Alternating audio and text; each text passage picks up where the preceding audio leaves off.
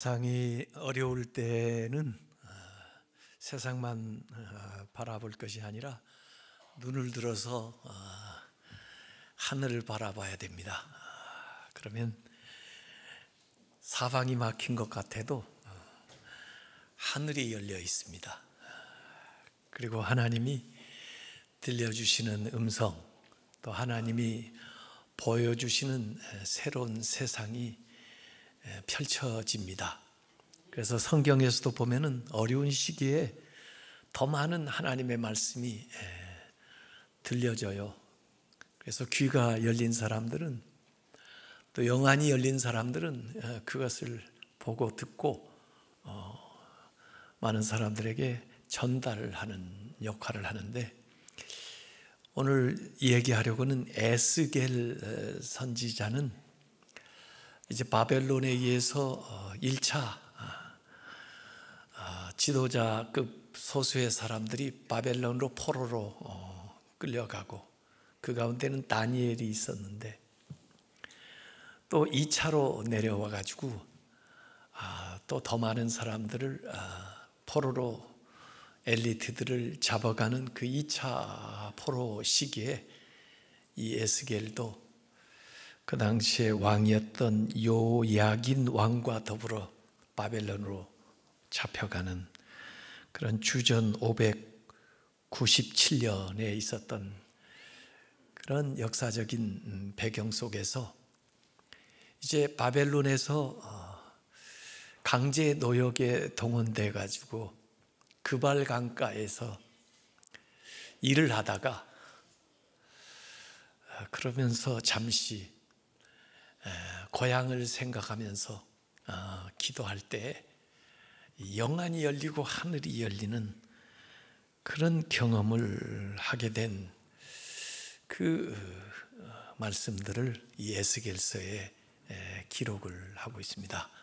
그래서 에스겔서가 여러 가지 환상이 기록되어 있어서 좀 어려운 책처럼 보이지만 실제적으로는 아주 정확한 역사적인 배경, 연도를 배경으로 한 이야기들이 펼쳐지고, 그 에스겔서를 가장 닮은 책이 요한계시록인데, 신약에 와서는 사도 요한이 반모섬에 유배되어 가 있을 때 역시 하늘이 열리고 앞으로 펼쳐질 일들에 대한 비전을 보게 되는 거예요.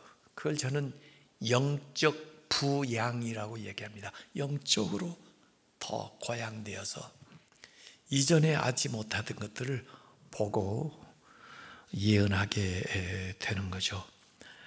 그래서 에스겔서 1장 시작할 때 1절, 2절에 30째 해, 이것은 에스겔이 30살이 되었다는 얘기입니다. 넷째 달 초닷새, 내가 그발 강가, 바벨론의 그 노역하던 강가에 사로잡힌 자 중에 있을 때 하늘이 열리며 하나님의 모습이 내게 보이니, 요야긴이 왕이 사로잡혀 간지 5년, 같이 잡혀온 그달 초닷새라, 이렇게 나옵니다. 그래서 25살에 여호야긴과 함께 여러 사람들이 바벨론에 포로로 잡혀왔는데, 5년이 지난 30살 됐을 때 이 에스겔서 기록이 본발을 기록하고 있는 것이다 라고 얘기를 하는 거죠. 그래서 1장 3절에 갈대아 땅, 그 바벨론 그발 강가에서 하나님의 말씀이 부시의 아들 제사장 나 에스겔, 고향에 있었으면, 예루살렘 성전이 있었으면 그곳에서 제사장 역할을 하고 있었을 나 에스겔에게 특별히 임하고 여호와의 권능이 내 위에 있으니라 해서 제사장이 되었을 사람이 예언자가 되어서 말씀을 하죠. 왜냐하면 더 이상 성전이 없으니까. 사실 이 시기에 예레미야도 같이 동시대 사람인데, 예레미야는 예루살렘에 남아 있어요.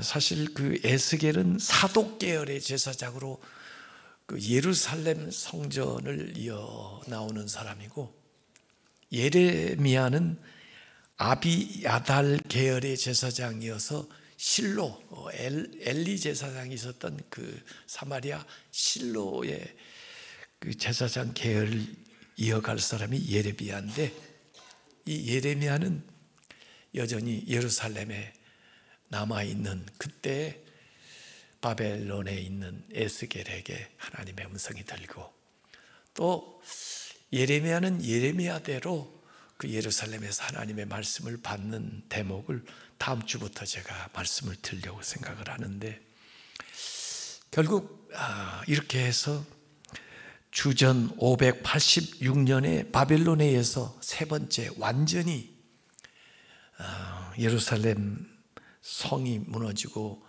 유다가 멸망할 때, 그곳에서 예레미야는 그것을 목격하다가 이집트로 끌려가서 죽게 되고, 에스겔은 바벨론에서 자기 조국이 완전히 멸망했다는 이야기를 듣게 되는 그런 시대적인 배경에서 이 말씀들이 나오고 있다는 거죠. 그때의 상황을 시편 137편 1절에 보면, 우리가 바벨론의 포로로 끌려와가지고 여러 강별에 거기에 앉아서 자기의 조국 시온을 기억하면서 울었도다, 이런 얘기가 나옵니다. 에스겔서에는 여러 가지 질문이 나와요. 왜 우리가 이렇게 망하게 됐느냐? 거기에 대한 답변이 나옵니다. 하나님을 패역하고 범죄하고 살았기 때문에. 하나님은 신실하시지만 우리가 하나님께 대한 언약을 지키지 않았으므로 이러한 어려운 일들을 당하게 됐다는 이야기가 나오고, 그러면 이제는 완전히 소망이 없는가? 에스겔서는 아니다, 아직도 마른 뼈 골짜기 같은 곳에라도 생기가 불어오면 생명의 역사가 일어나고, 아무리 망해서 과거에 이미 나눠진 민족이라도 다시 하나님의 손 안에서 연합하여 하나가 될 수 있다는 것이 에스겔서 37장이 이야기하는 비전이고, 그리고 에스겔서 오늘 읽은 47장에는 떠났던 여호와의 임재가 다시 예루살렘으로, 다시 성전에 하나님의 영광이 임하게 되면은 다시 생명의 역사가 일어나게 된다고 하는 예언을 하고 있는 거예요. 그래서 이 절망의 시기에 많은 예언들, 말씀들이 나오면서 그 절망을 이길 수 있는 희망을 공급하고, 그 죽음을 넘어서 부활하고 다시 회복되는 일들을 얘기하는데, 그것은 우리의 공로가 아니고 오직 하나님의 은혜, 그리고 하나님의 신실하심을 통해서 가능하다고 하는 이야기를 하고 있습니다. 그래서 이 에스겔서 40장부터 48장까지 그 마지막 대목에 보면 새 예루살렘, 또 성전에 나타날 영원한 성전의 비전이 나오는데, 요한계시록에서는 이 말씀들을 인용해 가지고 이루어질 천년 왕국에 대한 새 창조와 새 예루살렘의 그 모습으로 사도 요한은 얘기하고 있어서 이게 아주 통하는 내용들이 나옵니다. 그래서 에스겔서 40장에 이제 마지막 에스겔 그 부분에 들어가면은 40장 1절에 우리가 사로잡힌 지 25째 해, 1장 시작할 때는 5째 해 그랬는데 20년이 더 지나가지고 25째 해, 그리고 예루살렘 성이 함락된 후 14째 해, 예루살렘이 586년에 멸망했으니까 지금은 573년이에요.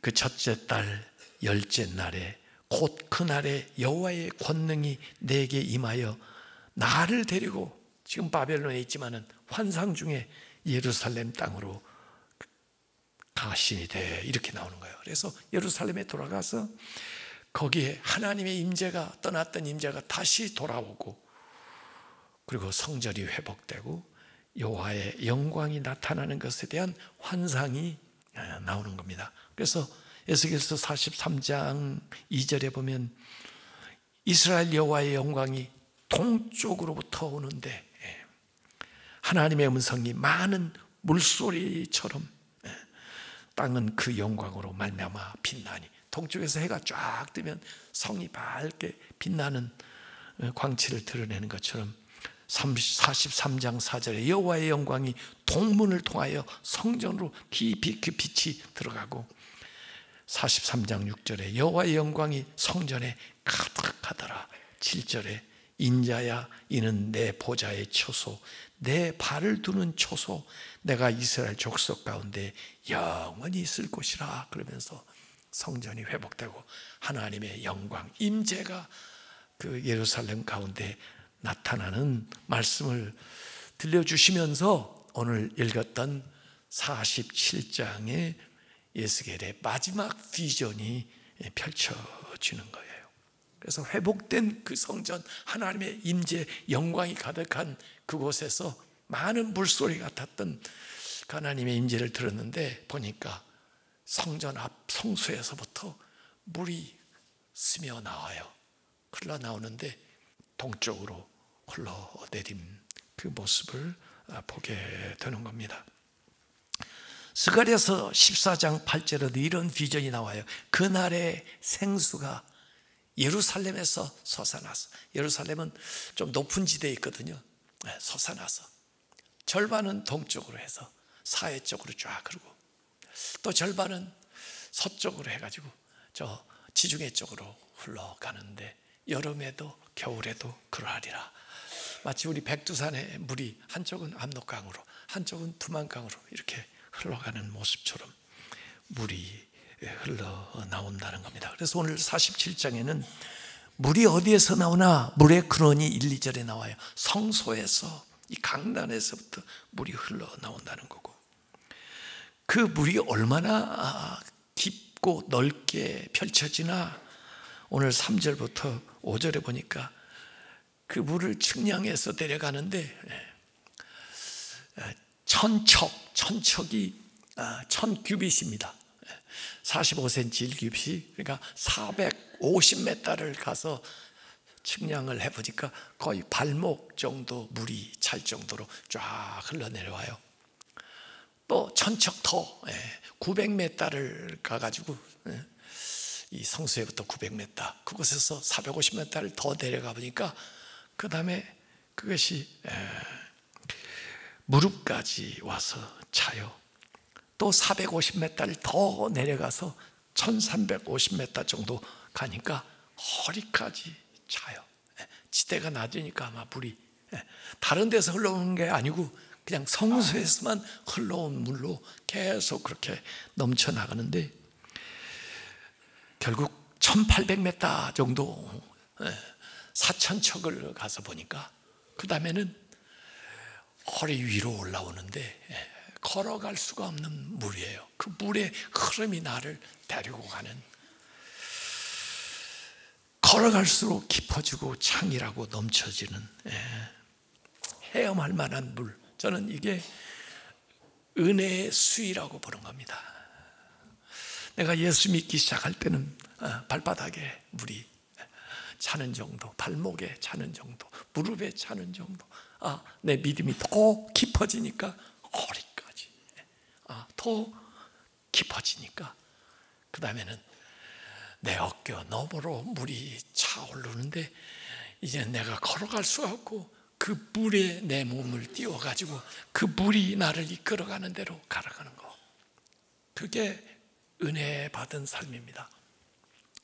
내가 기도할 때는 하나님을 부르짖고 마치 그 우물을 길어오는 것 같이 그렇게 기도를 시작하지만은, 기도가 깊어지면은 펌프에다가 한 바구지 물을 넣고 마중 넣고 물을 뽑아내는 것 같다가, 더 기도가 깊어지면 물길이 나서 하나님 부르는데도 물이 계속 들어오고, 더 깊어지면 하나님 부르기만 해도 위에서 소낙비가 확 떨어지는 거예요. 은혜로 점점 깊이 들어가시길 바랍니다. 여러분이 알 수 있어요. 내 은혜가 발목 정도 오면요, 예수 믿어도요 내 멋대로 살아요. 내가 하고 싶은 대로 가요. 별로 저항이 안 되는 것 같아요. 그런데 허리만 차도요 내 마음대로 가기가 힘들어요. 거스리기는 더 힘들어요. 왜? 은혜가 나를 데려가니까, 그 대세에. 그런데요, 은혜가 차고 넘치면요 내 뜻대로 못 살아요. 주님 뜻대로 살 수밖에 없어요. 주님이 나를 데려가요. 가는 대로 다 따라가게 돼 있어요. 그래서 예수님께서 베드로에게 요한복음 21장 18절에 그런 말씀했습니다. 네가 젊었을 때, 좀 믿을 때는 스스로 뒤뛰고 원하는 것으로 다녔지만은 늙어서는 믿음이 깊어지면은 네 발을 벌리리니 남이 너에게 띠띠우고 성령이 너를 데리고 네가 원하지 않는 곳으로도 데려가리라, 이렇게 돼요. 그래서 신앙생활은 자기 주도적인 생활에서 의탁하는 삶으로 나가는 거야. 주님이 이끄시는 대로 나아가는 것이, 그게 신앙생활의 성장입니다. 냇물이 샘물이 시내를 이루고 시내가 강물을 이루고 강물이 바다에 이르는 겁니다. 우리의 삶의 차원이 그렇게 깊어지고 그렇게 넓어지는 거예요. 그 은혜가 오는 것은요, 낮아져야 은혜가 와요. 은혜는 낮은 곳으로 흘러요. 물이 낮은 곳으로 가서 그걸 다 채워주듯이 낮은 사람의 심령에 먼저 은혜가 임하는 겁니다. 태백에 가보셨습니까? 태백에 가면요, 우리나라 주요 두 강의 발원지가 거기 있습니다. 한강, 낙동강. 그 황지연못이라는 곳에서는 낙동강이 발원한다고 그러고요. 검룡소 올라가 보면요, 어느 샘 같은 데에서부터 어디서 물이 그렇게 많이 있었는지 물이 흘러내려와요. 한 20m 폭포처럼 흘러내려오던 것이 그게 계속 흘러내려와 가지고 한강을 이룬다고 그래요. 제가 요세미티 미국 공원에도 가보니까 어느 연못에다 그렇게 써놨더라고요. 여기서부터 태평양이 시작된다. 그래서 이걸 믿어야 돼, 말해야 돼. 태평양이 여기서 시작된다. 살아납니다. 물이 흐르면요, 광야도 살아납니다. 사막이 옥토되는 건요, 간단합니다. 물만 계속 흘러보내면 사막도 옥토가 됩니다. 물이 가면 살아나요. 우리가 어떻게 삽니까? 물 있어야 살죠. 아니, 우리 심령이 어떻게 살아나냐고요? 울어야 살아납니다. 이 사순절은요, 우는 겁니다. 우리의 죄 때문에 우는 겁니다. 우리 자녀들 때문에 우는 겁니다. 세상 때문에 우는 거예요. 울 때 내 심령이, 이 메마른 사막 같은, 광야 같은 내 심령이 옥토로 변화되는 거예요. 오아시스가 생기는 거예요. 그래서 하나님의 영광이 회복되고 이 성전에서 아주 처음에는 그냥 스며 나오는 물처럼 보잘것없이 시작하지만 그 물이 흐르고 또 흘러내릴 때 냇가가 되고 강물이 되고 바다를 이루면서 생명의 역사가 일어나는 거예요. 그 물이 가는 곳마다 소생하게 되는 거예요. 이 비전은 마치 에덴에서 하나님이 에덴을 창설하실 때 창세기에 그 에덴에서 바로는 물이 기손강에서 기혼강, 이때겔, 유브라강을 이루며 나아가는 창세기 2장 10절에서 14절 모습이 연상되고, 이 모습은 요한계시록, 마지막 요한계시록 22장 1, 2절에 보면은 수정같이 맑은 생명수의 강이 하나님과 어린 양의 보좌로부터 흘러나와서 강 좌우에 생명나무가 있어. 에덴 동산에서 사라졌던 그 생명나무가 그 강 좌우에 있고 12가지 열매를 맺대. 한 나무에서 12가지 열매를 맺대. 달마다, 시즌마다 가지고 1년에 한 번이 아니고 달마다 그 열매를 맺고, 그 열매뿐 아니라 그 잎사귀는 더 좋은데 잎사귀로 만국을 치료한다. 사람의 질병을 치료하는 정도가 아니고 세상을 치료한다는 거예요. 그것이 마지막 하나님의 종말의 역사인데, 이게 창세기와 요한계시록뿐 아니라 이 안에 이 에스겔이 예언하고 있는 바입니다. 죽은 것들이 살아나는 거예요. 살아나는 역사, 생명의 역사, 먹을 수 없는 쓴물이 단물 되는 마라의 역사. 그래서 여기 라파라는 말이 계속 나옵니다. 라파가 치료한다, 되살린다는 말인데요, 바닷물이 되살아나리라. 모든 생물이 살고 모든 것들이 살 것이며. 라파 나와요. 이게 부활입니다. 다시 사는 거, 부활의 상징이에요. 여러분, 바닷물의 염도가 평균 3.5%라고 그럽니다. 조금 차이가 있지만 평균이 3.5%. 그런데 사해도 바다라고 그러는데 사해의 염도는 그것보다 10배나 더 높습니다. 26%에서 33%가 사해의 염도입니다. 찍어 먹어보세요. 아주 짭니다. 그리고 그 사해는 생물이 살 수가 없습니다. 너무 짜기 때문에. 그리고 저같이 수영을 잘 못 하는 사람도 사해에 가서 그냥 누우면 붕 뜹니다. 제가 실제 실습해 봤어요. 수영복 입고 가가지고 떠니까 붕 떠요. 책도 읽을 정도로. 근데 거기 가서 주의할 게 있습니다. 상처가 있으면 안 됩니다. 상처가 있으면 얼마나 싫은지 몰라요. 그리고 눈으로 괜히 장난하다가 이 바닷물이 눈에 들어가면 얼마나 아픈지 모릅니다. 그러지만 않으면 거기 가서 그냥 수영 못하는 사람도 누워있으면 그 염도가 높아가지고 이렇게 띄워주는 거죠. 왜 사해입니까? 죽음의 바다라 말이에요. 아무것도 사지 못하는 죽음의 바다가 계속해서 강을 통해서 샘물이 흘러 들어와 계속 염도를 낮추게 되니까 결국은 생명의 바다로 바뀐다는 이 비전을 여기 보여주고 있는 거예요. 그것도 성전에서 졸졸졸졸 흐르던 그 생명수가 어느덧 냇가와 강물질의 바다를 변화시킬 정도로 일어나오는 거예요. 근데 사실 이 성전이 뭡니까? 예수 그리스도가 성전이죠. 예수 그리스도. 이 성전이 뭡니까? 성령이죠. 성령이 이 생명수를 우리에게 공급하는 거죠. 근데 예수님께서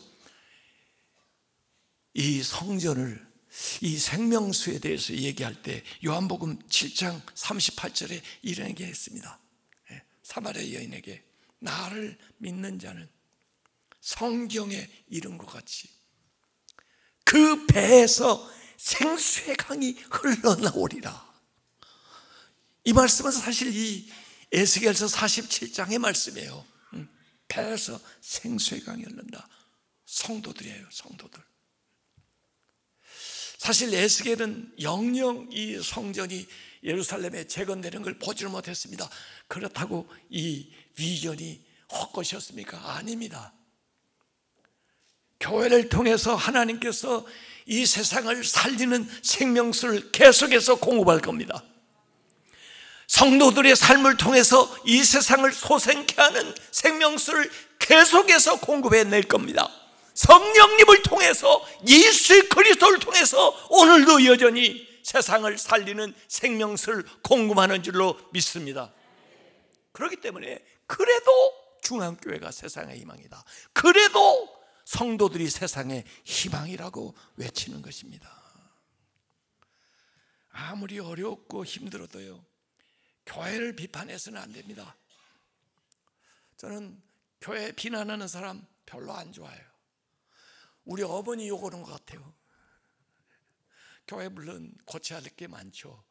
교인 가운데 또 잘못된 사람 좀 있죠. 그렇지만 그럼에도 불구하고 그래도 교회가 세상의 희망입니다. 교회조차 없으면, 믿는 사람조차 없으면 어떻게 되겠습니까? 세상이.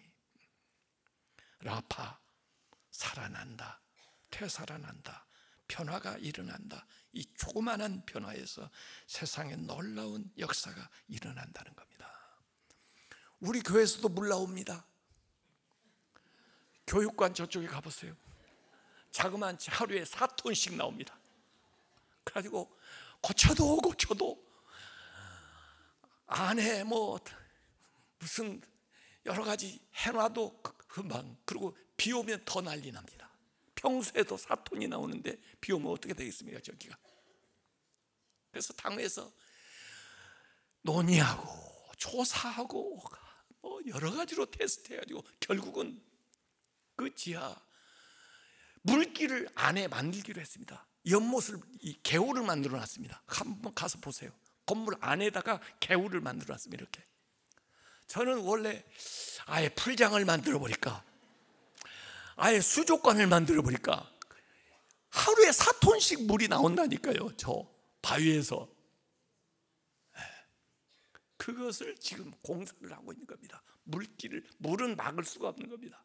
물은 흘러가게 해야지 막을 재간이 없어요. 그래서 안에다가 물이 흐를 수 있는 길을 만들어 가지고 좋게 밖으로 흘러내 보내고 있습니다. 저는 그 물이 너무 아까운 거예요. 그걸 어떻게 콩나물이라도 키워가지고 먹으면 좋은데. 우리 교회에서 물 나오고 있습니다. 물이 있으면 번성합니다. 물가에 번성합니다. 물만 여기 흐르는데 보니까 7절에 나무가 심이 많더라. 9절에 이 강물이 이르는 곳마다 번성하는 모든 생물이 살고 또 고기가 심이 많으리니. 10절에 그 고기가 각기 종류를 따라 큰 바다의 고기같이 힘이 많으려리와. 또 12절에 강 좌우가에는 각종 먹을 과실나무가 자라서 그 잎이 시들지 아니하며 열매가 끊이지 아니하고, 여기도 달마다 절기에 맺는 게 아니에요. 1년에 한 번이 아니에요. 달마다 새 열매를 맺으리니. 이렇게 나무가 번성하고 생물이 다양하게 번성하고 물고기들이 다양하게 서식하고 과실이 달마다 맺으니까 모든 게 번성하는 거예요. 심지어 사람들이 모여드는 것입니다. 먹을 과실뿐 아니라 여기에도 그 이파리가 약재료가 된다니까. 그래서 사람들이 모여들기 시작하는 겁니다. 번성한다. 여러분의 삶에 번성하시길 바랍니다. 하는 사업이 잘 되는 거 번성하는 거고, 자녀들이 잘 되는 거 번성하는 거고. 자녀를 낳을 수 있으면 자꾸 낳으세요. 성경에 자녀 낳는 걸 복이라고 얘기했어요. 복. 근데 요새 왜 자녀를 안 낳으십니까? 자녀를 낳는 것도 번성인데. 안 믿는 사람들은 안 낳는 건 난 이해를 하는데, 믿는 사람들이 좀 많이 나가지고 아예 그냥 세상을 다 믿게 만들면 얼마나 더 좋습니까? 그런데 이 11절에 나오는 게 저는 조금 더 흥미로워요. 그 짐벌과 갯벌은 되살아나지 못하고 소금 땅이 될 것이며. 아니, 다 좋은 얘기 나오다가 이 11절에 짐벌, 갯벌, 뻘 되살아나지 못해서 소금 땅이 될 것이다. 이걸 어떻게 해석하십니까? 두 가지 해석이 가능해요. 하나는 아무리 이렇게 생명의 역사, 번성의 역사가 일어나도 못된 놈은 심판받는다. 그것은 되살아나지 못하고 소금 땅, 사회가 원래 소금 땅인데요, 될 거다. 이렇게 안 좋게 해석할 수도 있고, 저는 원래 항상 좋게 해석하는 사람이니까 저는 해피엔딩 스토리를 좋아하는 사람이에요. 그래서 요시아도 지난주에 어쩌다 한번 설교를 한 거예요. 왜? 너무 비극적으로 끝나가지고 안 하려다가 비극적인 얘기 말고도 성경 할 얘기가 그렇게 많은데 무엇 때문에 그런 얘기를 일부러 선택해가지고 하겠어요? 근데 오늘 이 11절 말씀은 그러면 저는 어떻게 해석하냐?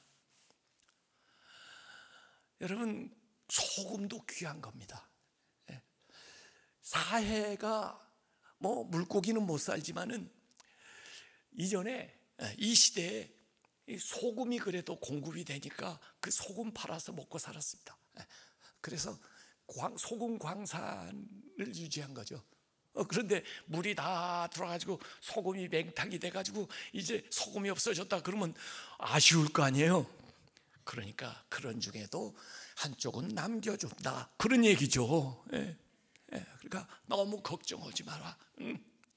좋은 건 좋은 대로 일부 남겨놓고 그러나 대부분은 다 살아나게 된다 하는 거예요. 그래서 이 소금을 위해 그 짐벌과 갯벌은 남겨둘 것이요, 이렇게 해석해야 더 맞는 얘기죠. 시편 36편 8절에 그들이 주의 집에 있는 살찐 것으로 풍족할 것이라, 주께서 주의 복락의 강물을 마시게 하리이다, 이렇게 됩니다. 자, 살아나고 풍족해 되니까 어떻게 됩니까? 사람들이 돌아옵니다. 한동안 대한민국에서 이민 가는 사람 많았는데요, 요새는 미국에 이민 가는 사람 별로 없습니다. 오히려 역이민 한국으로 돌아옵니다. 왜? 먹고 살만하니까. 여러분, 이전에 이 사해금방 이 광야 사막에 누가 살았습니까? 사람이 살기는 뭘 살아요? 유목민들이 좀 있었습니다. 양을 치는데 그냥 이동하는 겁니다. 풀 따라. 그랬는데 이제 이 물길이 생겨나서 양쪽에 나무들 수풀이 우겨지고 그 다음에 물고기들 생물들이 돌아오고 그러니까요, 직업 일자리가 생겨요. 어부들이 생겨요. 어부들. 고기를 잡아서 생계를 유지하는 어부들이 생겨요. 그리고 농부들이 생겨요. 왜? 열매가 달마다 열으니까요. 그 농사를 짓는 사람들이 생겨요. 그러니까 그 광야가 뭐 돼요? 도시가 돼요. 마을이 돼요. 그래서 사람 살 곳이 되는 거예요. 부흥이 일어나는 겁니다. 여러분, 왜 지금 시골에 사람들이 다 도시로 오나요? 살지 못해 되는 거예요. 일자리가 없다는 거예요. 시골에 안 가려고 그래요. 거기도 일자리가 풍족하고 먹을 것이 많고 그러면 왜 사람이 안 살겠어요? 여러분, 이 목자는 유목이에요. 원래 유대인들은 유목하면서 살았어요. 왜? 땅이 척박하니까. 그래도 좀 살만한 데는요, 농업을 하고 그 다음에 어업을 하는 겁니다. 어부들이나 이 농사 짓는 사람은요, 정주에서 삽니다. 정착해서 살아요. 그런데 여기에 물길이 나니까, 생명이 살아나니까 사람들이 살 수 있는 도시가 되었다는 비전을 보여주고 있잖아요. 그러니까 이게 놀라운 하나님의 역사가 일어나는 겁니다. 이 땅이 생명의 역사가 일어나고, 이 땅에 풍요로운 역사가 일어나고, 이 땅에 사람 살만한 위대한 역사가 일어날 줄로 믿습니다. 이때는 우리가 이런 비전을 꿈꾸면서 기도해야 되는 거죠. 장지오노라고 하는 사람이 나무를 심은 사람, 이런 책을 썼습니다. 프랑스 사람인데 이게 실화 같은 이야기예요. 아주 짧은 이야기예요. 우화 같은 이야기인데, 저 프랑스 남쪽 프로방스 어느 외딴 지역에 황량한 곳을 지나다가 물을 좀 마시고 싶은데 물도 없고, 그래서 거기 헤매다가 목동을 하나 만나서 물을 얻어 마시고, 또 숙소도 제공받아서 그가 머무르는 숙소에 밤을 지새게 됐는데, 보니까 이 목동 엘자르 부피에라고 하는 사람이 밤에 도토리를 이렇게 실한 것들을 정리하고 있는 거예요. 그래서 뭐 하시는 겁니까? 그랬더니 저 내일 아침에 내일 심을 도토리를 지금 고르고 있는데요, 제가 지난 3년 동안 매일 100개씩 심고 있습니다.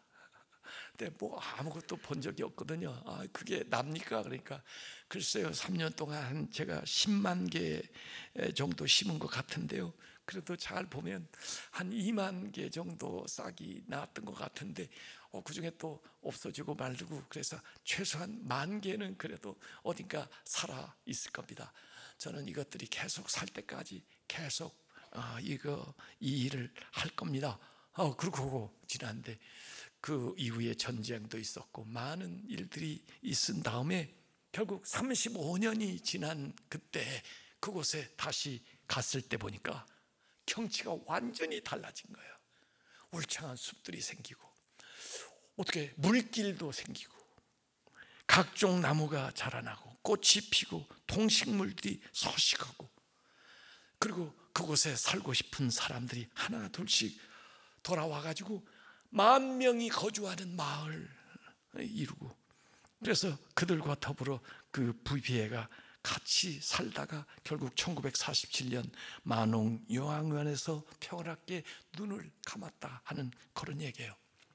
한 사람의 끈질긴 노력이 결국 거대한 숲을 만들게 되고, 그 수자원들이 회복되게 되니까 사람 살 곳이 돼서 평화로운 마을을 이루게 됐다는 이런 작품이에요.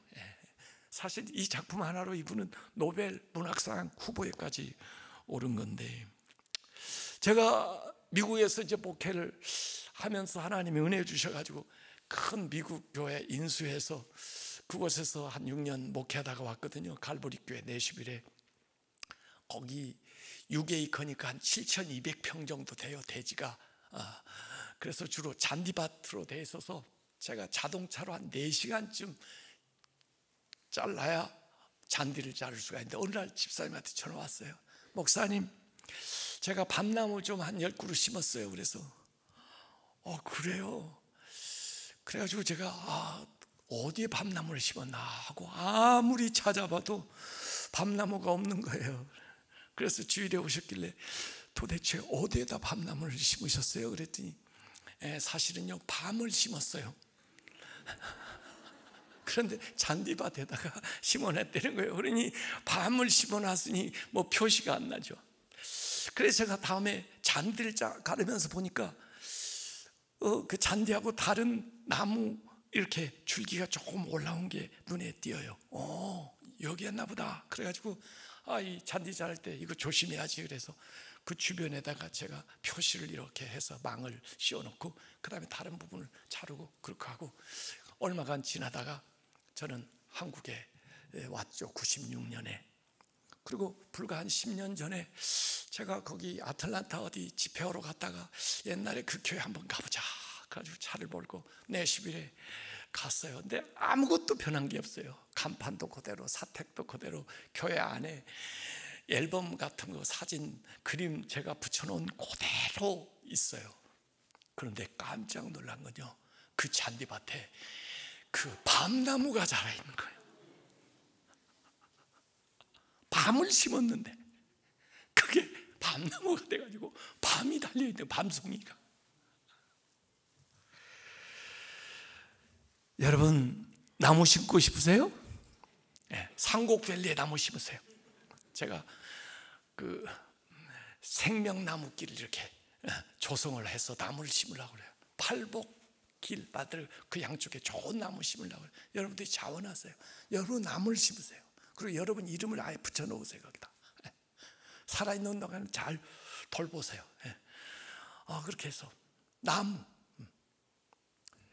생명의 역사 대단한 겁니다. 그거 보시면 여기다가도 심으세요. 지금 여기 오늘 나눠주잖아요.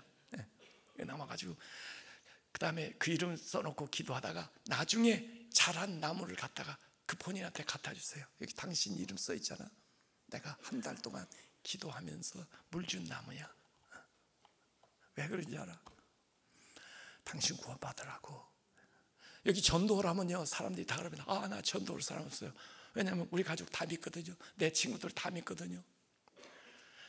그렇게 살면 안 돼요. 인간관계를 좀 넓히세요. 안 믿는 사람도 좀 사귀고요, 찾아가고요. 그래서 친구 만드세요. 그러면 얼마든지 있습니다. 씨를 씹는 마음으로, 그리고 계속해서 생수를 흘러내리게 되면은, 기도로 물을 주게 되면은 생명의 역사, 번성의 역사, 사람 사는 역사가 일어날 줄로 믿습니다. 요엘서 3장 18절에 그날에 산들이, 산에서 어떻게 포도주가 흘러요? 단 포도주를 떨어뜨릴 것이며, 아마 포도가 자라서 만든 거, 생략한 거죠. 포도주를 떨어뜨릴 것이며, 작은 산들이 어떻게 젖을 흘려요? 거기서 양들이 목초를 먹고 그 다음에 젖을 짜는 걸 생각하는 거지. 작은 산들이 젖을 흘릴 것이며, 유다의 모든 시내가 물을 흘릴 것이며, 여호와의 생전에서 샘이 흘러나와서 시딤 골짜기까지 되리라, 이렇게 말씀했습니다. 이 땅이 황무하고 어렵고 힘들어 보입니까? 여러분이 생수입니다. 여러분을 통해서 하나님이 하시는 역사들을 보여주시기 바랍니다. 기도하겠습니다. 이 성전에서 좋은 샘 흐릅니다. 여러분에게서 생수의 강이 흘러넘칩니다. 성령께서 오늘 이 시간 역사하셔서 흘러가면서 그곳에 생명의 역사, 부흥의 역사, 부활의 역사, 번영하는 역사, 사람 사는 역사가 일어납니다. 오늘 주여, 우리가 이 말씀 전할 사람 생각나게 해주시고, 또 내가 정한 사람 한 달 동안 기도하면서 나아갈 때 하나님의 놀라운 역사가 일어나게 해주시옵소서. 이 시간 주여 한번 부르고 기도하겠습니다. 주여, 하나님의 성령께서 인도하셔서 우리를 통해서 하시고자 하는 하나님의 위대한 역사, 하나님의 생명의 역사가 우리로부터 나타날 수 있도록, 교회로부터 나타날 수 있도록 하나님 인도하셔서, 하나님이 이번 블레싱 투 31을 통해서 더 많은 사람을 하나님 앞에 인도하고 하나님 기뻐하시는 놀라운 역사가 일어나게 하여 주시옵소서. 아버지 하나님, 서울신학대학교가 우리 교회에서 작게 시작했지만은 지금은 외국 학생들도 한 600여 명이 와서 공부할 정도로 세계적인 대학으로 하나님이 성장을 시켜주셨습니다. 씨를 씹는 마음으로 학교를 위해서도 우리가 투자하고 또 위해서 기도할 수 있게 해주시고, Blessing 231, 우리가 새 생명 한 사람을 잉태하고 그들을 하나님 앞에 인도하기 위해서 결단하오니 주님께서 일도 함께 하셔서 그들이 구원받고 생명의 숲을 이룰 수 있도록 인도하여 주시옵소서. 예수님의 이름으로 기도하옵나이다. 아멘.